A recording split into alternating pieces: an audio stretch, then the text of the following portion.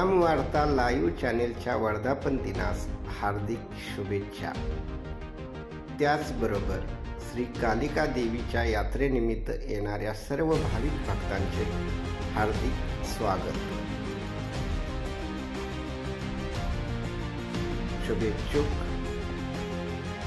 माजी सरपंच नीता पाटील, युवा कार्यकर्ते श्री अरविंद पाटील व माननीय अशोक पाटील।